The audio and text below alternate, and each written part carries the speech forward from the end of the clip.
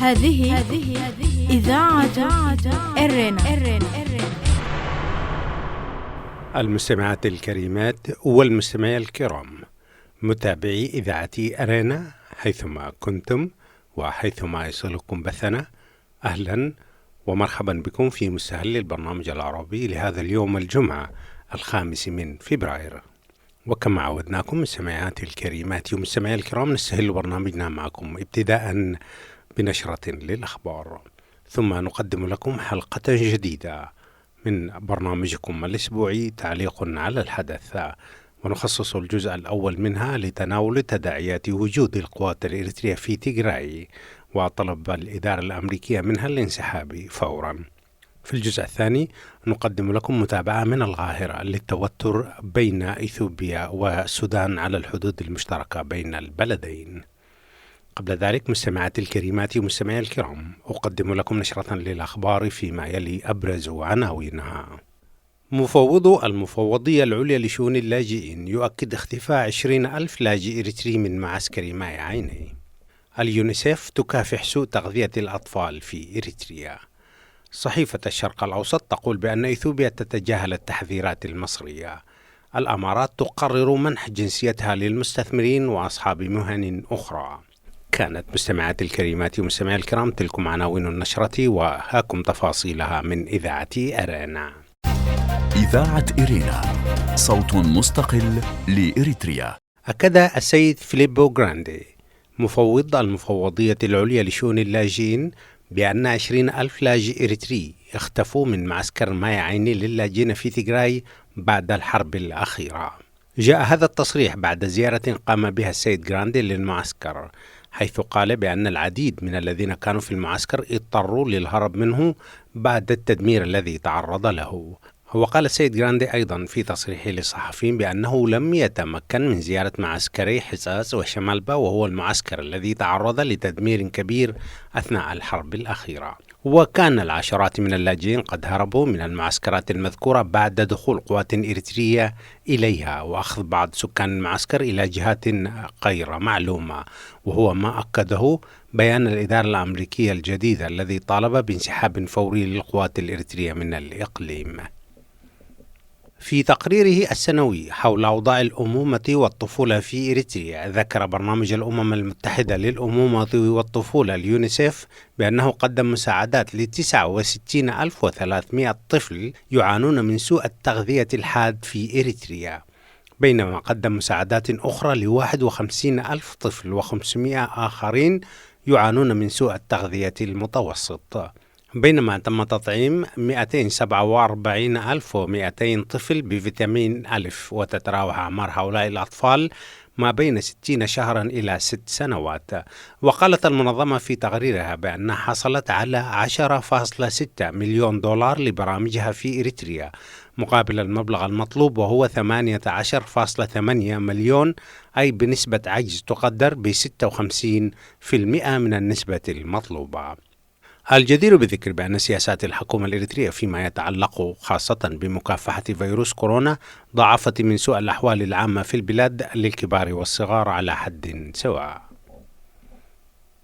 في تقرير له لصحيفة الشرق الأوسط واسعة الانتشار، قال مراسلها في القاهرة محمد عبد السيد أن إثيوبيا تجاهلت تحذيرات مصرية متتالية بضرورة الوصول إلى اتفاق بشأن سد النهضة. وأضاف المراسل أن وزير الري والطاقة الإثيوبي سيلاشي بكالي أكد أن بناء السد الإثيوبي يسير كما هو مخطط له. وقال المراسل نقلا عن وكالة الأنباء الإثيوبية أن وفدا برئاسة وزير المياه والطاقة قام بزيارة إلى موقع بناء السد، وأجرى مناقشات مع المقاولين والاستشاريين وأعضاء مجلس الإدارة وأصحاب العمل حول التقدم المحرز في بناء السد. وخلال الزيارة لاحظ الوفد أن بناء السد يتم كما هو مخطط له، وأن حالة البناء جارية على قدم وساق. وقال بكالي أن دعم الإثيوبيين في الخارج والداخل لسد النهضة هو في أفضل حالاته. وسبق أن أعلنت أديس أبابا أن عملية بناء السد وصلت لأكثر من 78%. وفي يوليو الماضي أنهت إثيوبيا العملية الأولى لملء الخزان، فيما تستعد للمرحلة الثانية منتصف العام الجاري. ويقول المراسل أن إثيوبيا ترفض إضفاء أي طابع قانوني على أي اتفاق يتم التوصل إليه يلزمها التقيد بإجراءات محددة لتخفيف حدة الجفاف. ويأتي التصريح الإثيوبي بعد يوم واحد من تحذير الرئيس المصري عبد الفتاح السيسي بحتمية بلورة اتفاق قانوني ملزم بشأن سد النهضة ورفض أي عمل أو إجراء يمس بحقوق مصر في مياه النيل. نقلت وكالة الأنباء الفرنسية عن تغريدة للشيخ محمد بن راشد آل مكتوم يقول فيها بأن بلاده قررت إجراء تعديلات قانونية تسمح بمنح الجنسية الأماراتية للمستثمرين والموهوبين والمتخصصين الذين يمكن أن يسهموا في المسيرة التنموية للدولة، وسوف يسمح القانون للمجنسين بالاحتفاظ بجنسياتهم الأصلية كذلك. ويعيش في الأمارات حوالي 10 ملايين شخص يشكل الأجانب نحو 90% منهم. وقال الشيخ محمد بن راشد آل مكتوم الذي يشغل أيضا منصب نائب رئيس الدولة وحاكم دبي عبر تويتر: اعتمدنا تعديلات قانونية تجيز منح الجنسية والجواز الأماراتي للمستثمرين والموهوبين والمتخصصين من العلماء والأطباء والمهندسين والفنانين والمثقفين وعائلاتهم. وأضاف: الهدف هو استبقاء واستقطاب واستقرار العقول التي تساهم بقوة في مسيرتنا التنموية. وأوضح أنه سيتم ترشيح الشخصيات المؤهلة للحصول على الجنسية الأماراتية عبر مجلس الوزراء والدواوين المحلية والمجالس التنفيذية. وقررت حكومة الأمارات العام الماضي منح الأطباء وعلماء الفيروسات المقيمين فيها إقامة ل10 سنوات، كما أعلنت الحكومة نيتها منح الإقامة الذهبية للخبراء في مجال الذكاء الصناعي وعلوم الكمبيوتر والطلاب المتفوقين في المدارس والجامعات، في وقت تسعى لاستقطاب المواهب للعمل ضمن برامجها العلمية المتسارعة من الفضاء إلى الطاقة النووية. بهذا الخبر من دبي مستمعاتي الكريمات ومستمعي الكرام، نكون وإياكم قد وصلنا إلى نهاية نشرتنا الإخبارية لهذا اليوم، وهذا تذكير بأبرز عناوينها. مفوض المفوضية العليا لشؤون اللاجئين يؤكد اختفاء 20,000 لاجئ إريتري من معسكرات ماي عيني. اليونيسيف تكافح سوء تغذية الأطفال في إريتريا. صحيفة الشرق الأوسط تقول بأن إثيوبيا تتجاهل التحذيرات المصرية بخصوص سد النهضة، والأمارات تقرر منح جنسيتها للمستثمرين وأصحاب مهن أخرى. استمعتم فيما مضى مستمعات الكريمات ومستمعي الكرام إلى نشرة للأخبار قدمتها لكم من إذاعة إرينا. متابعة طيبة أرجوها لكم مع ما تبقى من فقرات برنامجنا. إذاعة إرينا، صوت مستقل لإريتريا. المستمعين الكرام والمستمعات الكريمات، أهلا وسهلا بكم في حلقة اليوم من برنامج تعليق على الحدث. ونقدم لكم في حلقة اليوم قراءة للعمود الأسبوعي عين راصدة تحت عنوان التواجد العسكري الإريتري في تيغراي. وفي متابعة لنفس الموضوع نقدم لكم تقرير الBBC حول بيان الإدارة الأمريكية الجديدة بضرورة انسحاب القوات الإريترية من الإقليم. وأخيرا وفي رصد للتوتر في العلاقات السودانية الإثيوبية نقدم لكم وجهة نظر مصرية لما يحدث في الحدود نقلا عن جريدة الأهرام المصرية. فأهلا وسهلا بكم في برنامج تعليق على الحدث. هذه إذاعة إرينا. وضمن عمودنا الأسبوعي عين راصدة في موقع إذاعة إرينا الدولية على الشبكة الإلكترونية وتحت عنوان التواجد العسكري الإريتري في تيغراي نقول: في أقوى تصريح لها طلبت الإدارة الأمريكية الجديدة للرئيس جو بايدن بسحب فوري للقوات الإريترية من تيغراي وسط اتهامات بمطاردات وارتكاب أعمال سلب واسعة. نشرت هذا الخبر وكالة الأسوشياتد بريس في 28 من يناير الماضي.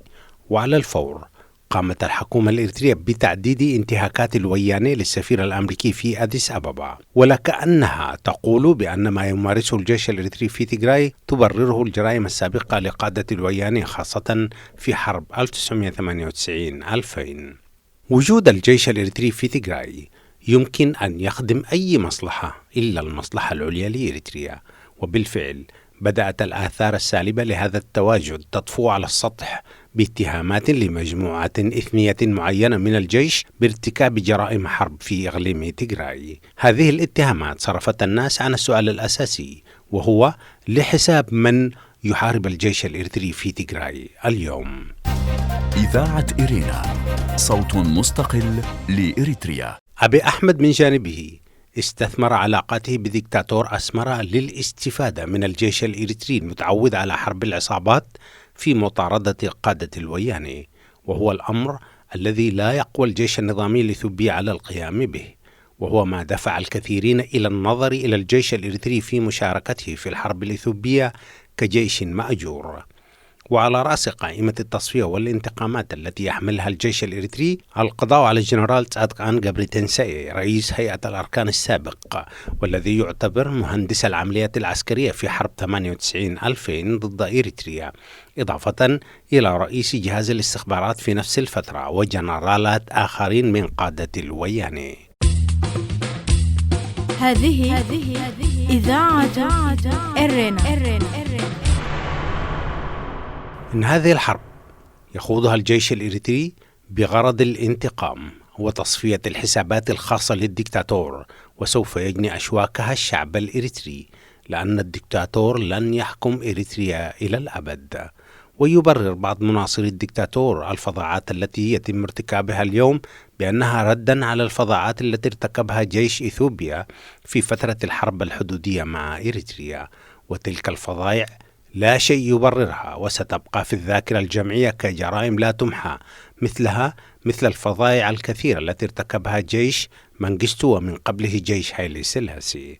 ولكن الاعتماد على ذلك التاريخ في ارتكاب فظائع جديدة هو تبرير للثأر الشخصي للديكتاتور الحاكم، وعلينا أن نعرف لصالح من يقاتل أبناؤنا في تيغراي، خاصة وأنهم استعادوا أراضيهم المحتلة والمنتزعة بالقانون والقوة العسكرية معا.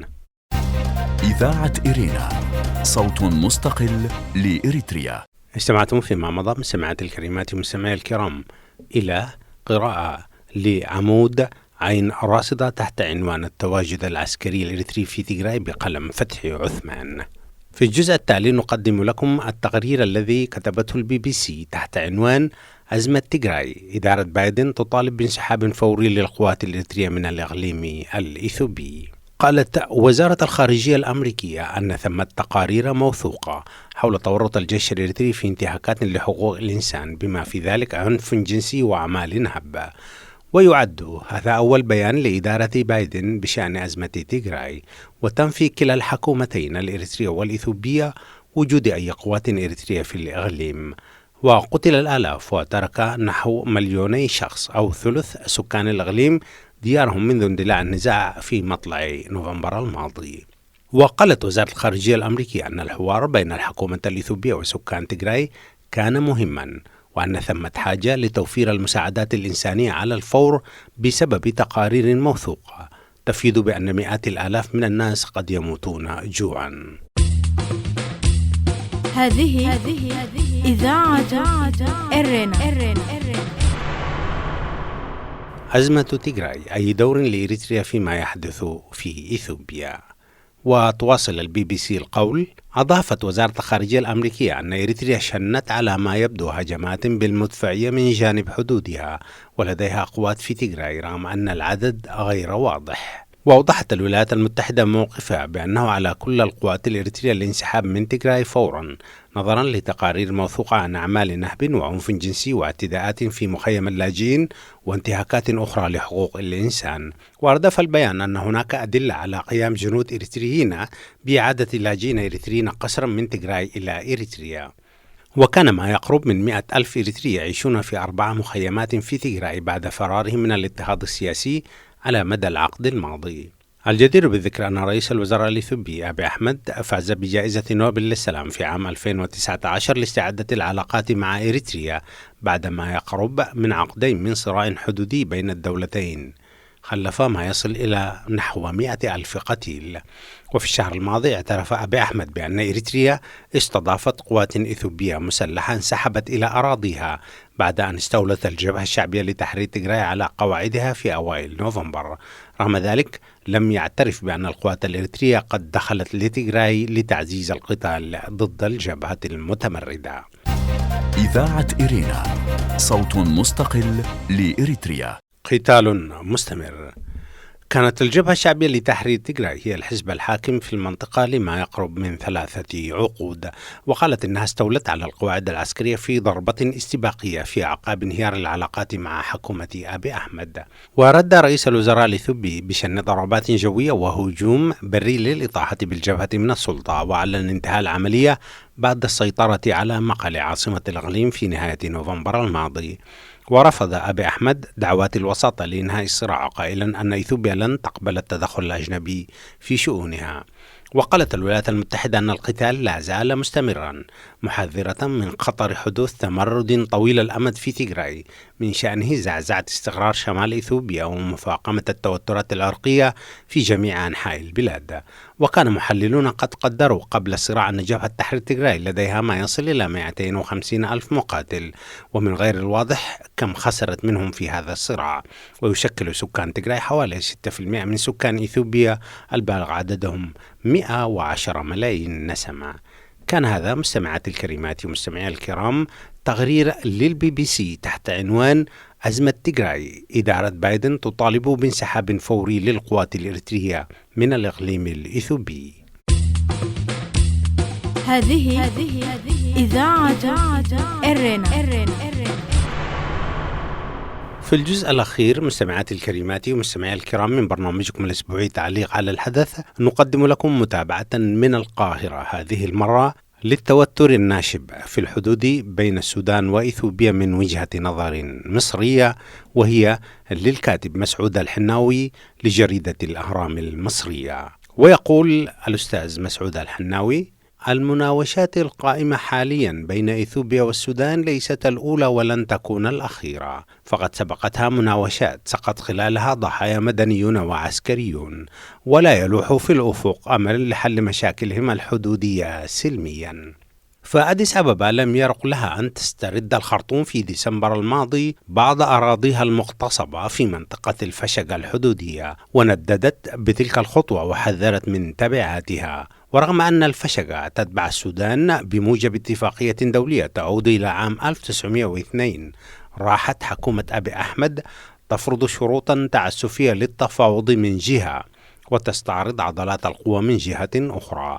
ففي الوقت الذي أعلن فيه المتحدث باسم وزارة خارجيته بأن بلاده ملتزمة بحل سلمي للأزمة بشرط أن ينسحب السودان إلى أراضيها التي كان يسيطر الإثيوبيون عليها، كان الجيش الإثيوبي يحشد أسلحة ثقيلة على الحدود مع السودان وينشر دبابات وبطاريات مضادة للطائرات في المنطقة، إلا أن السودان لم يقف مكتوف الأيدي، حيث أعلن وزير دفاعه ياسين إبراهيم أن المماطلة الإثيوبية عامل مشترك بين مفاوضات سد النهضة ونزاع الفشقة الحدودي، مؤكدا عزمه استعادة ما تبقى من أراضيه الواقعة تحت سيطرة إثيوبيا.